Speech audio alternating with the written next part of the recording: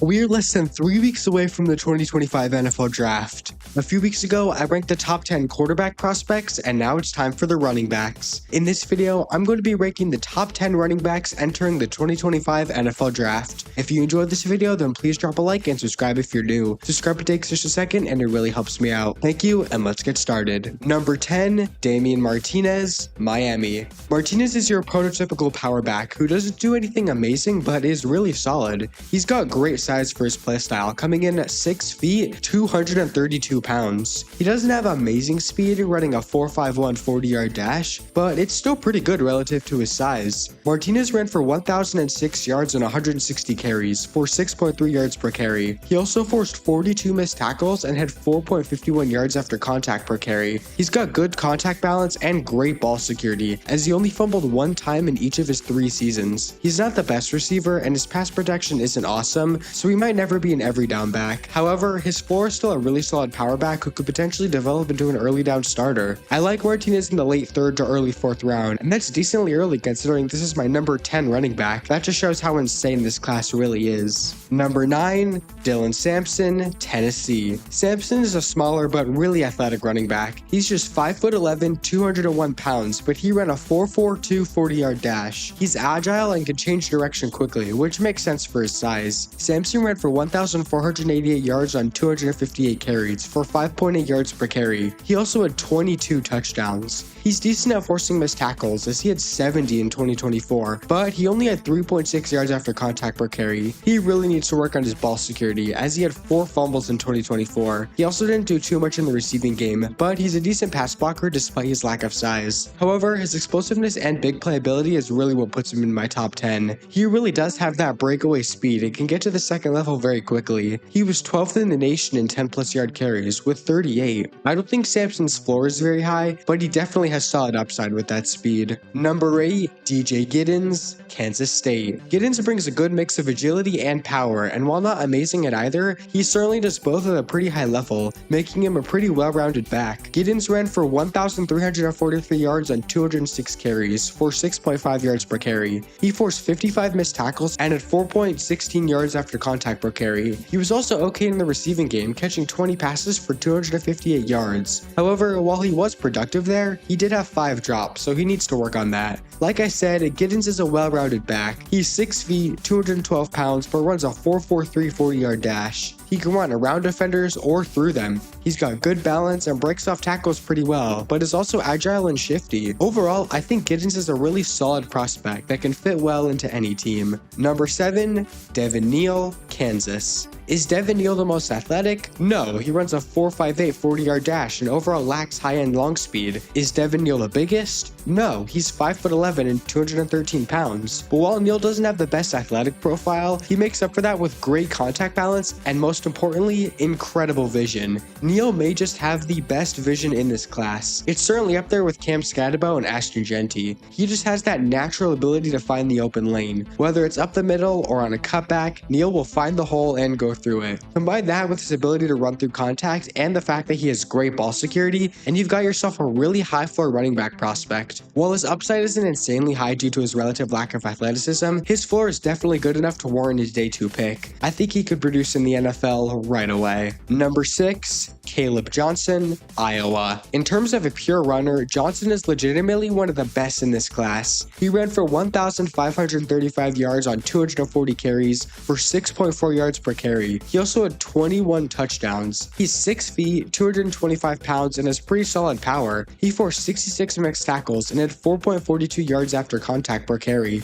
His 4.57 40-yard dash isn't the best, but his top speed's actually pretty solid, but it takes him a bit of time to get to that top speed. He's got pretty good vision and amazing ball security. He didn't fumble a single time in 2024. However, while he's a great runner, he's not a great receiver. He can do it, but he just doesn't do it that much. He had 190 receiving yards, but 73 of those came on a dump down that was really no different than a pitch play. His receiving skills weren't tested on that play, more his running skills. Take that away, and now we're only looking at 117 receiving yards. Again, he has the ability to do it, but he didn't do it that much, and he may just never be able to be an every down back. However, he still can be an extremely effective early down back and is overall a really solid prospect. Number 5, Quinshon Judkins, Ohio State. Entering the top 5 now, starting with Quinshon Judkins. Judkins was the primary back in the Ohio State system, and for good reason. He's not that big, just 6 feet, 219 pounds, but he's got great agility and speed. He ran a 4.48 40-yard dash.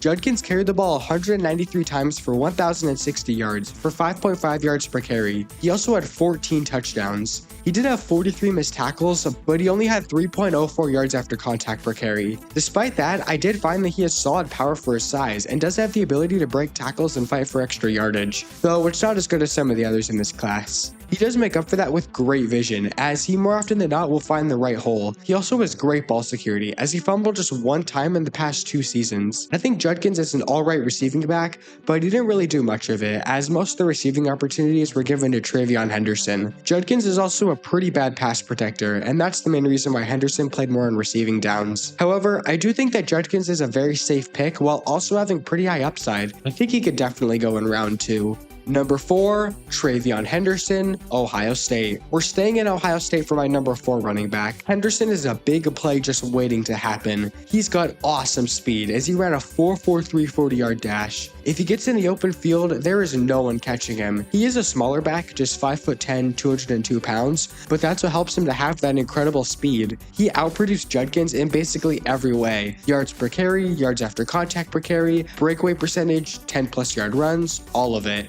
Henderson had 7 yards per carry in 2024. That's insane. To me, there is no better play to describe Henderson than the touchdown at the end of the first half of the college football semifinals. Like the announcer said, he can take a house call from anywhere. Henderson is also a really good receiving prospect. He had 281 yards on 26 receptions, and he's a solid pass blocker. Unlike Judkins, who I called a safe pick, Henderson is actually a really risky pick. And that's because while he does have incredible big playability, and there is a lot to like about him, his vision is inconsistent and sometimes really bad. He has some of that DeAndre Swift-esque vision, where he'll bounce to the sidelines too much. Sometimes his athleticism helps him get away with it. Sometimes it doesn't. If he's going to reach his full potential, he needs to develop his vision, or he isn't going to mean anything better than DeAndre Swift. But if he can do that, I think he's going to be a great running back in this league. Number 3, Cam Skattebo, Arizona State. Skattebo might just have the most fun tape in this class. He is absolutely no regard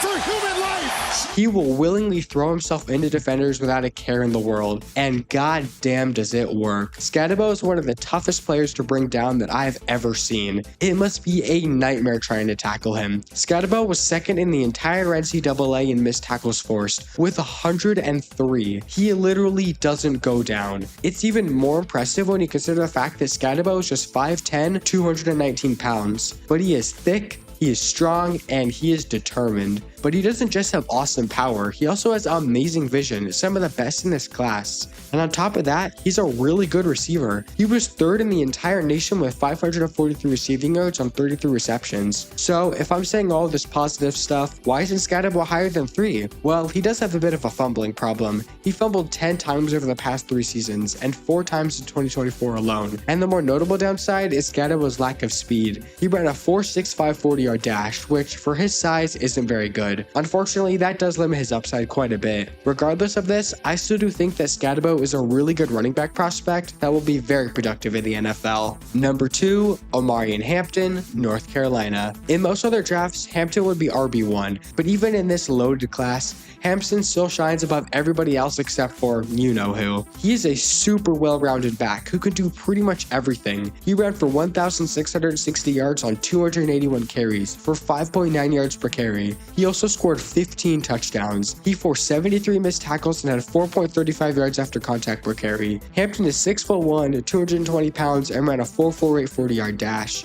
He's got really good power and contact balance. It's pretty hard to get him down. He's got really good vision. He's got really good ball security. He's a great receiver. He's just good at everything. That's kind of the one sentence I can use to describe him. He's good at everything. He can do everything at a high level. If I didn't pick one thing, it's that his pass protection isn't great, but it's still decent. Overall, there just isn't really any weaknesses. Is he the absolute best at everything? No, but he's still a really good prospect with a high floor, high ceiling, and I 100% think he's worthy of a first round pick. Number 1, Ashton Jeanty, Boise State. I think all of you saw this coming. Who else but Ashton Jeanty, arguably the greatest running back prospect since Barry Sanders. This guy is so freaking unbelievable that it's impossible to put into words. He isn't just the best running back in this class, he might be the best player in this class. He's certainly up there with Abdul Carter and Travis Hunter. I mean, he checks like every box. He's not the biggest, he's 5'9", 215 pounds, but he's got really good speed, really good strength, really good agility, a really good vision, and not just really good, but absolutely elite contact balance and power. You thought Cam Scatterbo didn't go down? Well, Jeanty really doesn't go down. You thought Scatterbo's 103 missed tackles forced were impressive? Well, Jeanty forced 152 missed tackles. He had 5.25 yards after contact per carry. Words can't describe how impressive that is. He ended up with 2,595 total rushing yards and 29 touchdowns. I mean, what? That is video game type numbers. Jeanty combines basically everything a good running back needs, multiplies it by 10, and then goes out there and destroys his opposition. Tackling him might just be the hardest thing in the world to do, and while he didn't do it a ton, he is a pretty solid receiver as well. But Boise State didn't throw it to him because they handed it to him instead. If I had to find one real weakness, is that he did fumble 4 times in 2024, so that does need to be worked on. That and his pass protection isn't great, but overall, Jeanty is an absolutely incredible running back prospect who is definitely going top 10 in this year's draft. But that's it. Those are my top 10 running backs in the 2025 NFL draft. Or do you agree? Or do you disagree? Comment below your top 10 running backs. If you enjoyed this video, then please drop a like and subscribe if you're new, and that's it for me. See ya!